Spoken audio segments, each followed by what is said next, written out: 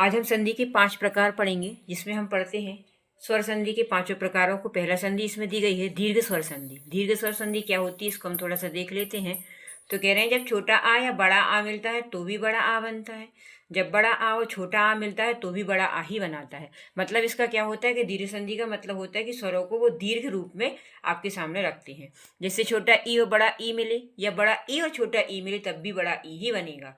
छोटा ऊ, बड़ा ऊ या छोटा ऊ, दोनों प्रकार के ऊ मिलेंगे तब भी बड़ा ऊ ही बनेगा। इसी तरह से री बड़ा हो या छोटा हो, बनेगा कैसा, बड़ा री ही बनेगा। इसी को कहा जाता है दीर्घ संधि, मतलब स्वरों का दीर्घ रूप में सामने आ जाना। फिर उसके बाद होती है गुण संधि। गुण संधि की ट्रिक होती है कि जब भी आप गुण संधि करेंगे तो उसमें आपको ए की मात्रा आएगी या ओ की मात्रा आएगी, मतलब ऊपर एक मात्रा आती है, उसी को कहा जाता है गुण संधि। ठीक है, जैसे हम पढ़ते हैं रमेश, महेश, गणेश, ये सब किसके उदाहरण, गुण संधि के। तो गुण संधि में क्या होता है, आ और ई मिलके ए बनाते हैं। अब आ चाहे छोटा हो, ई चाहे बड़ा हो या छोटा हो, दोनों हो सकते हैं, छोटे और बड़े, तो बनाएंगे क्या, ए बनाएंगे।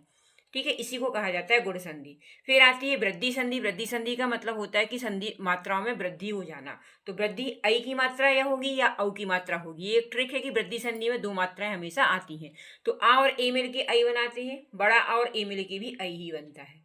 इसी प्रकार यण संधि होती है, इक होता है इण संधि में, तो ई उ री री, ये इक कहा जाता है इसको। जब हम इसको विग्रह करते हैं तो ई का या हो जाता है, ऊ का बा हो जाता है, री का रा हो जाता है और री का ला हो जाता है। ये होती है यण संधि।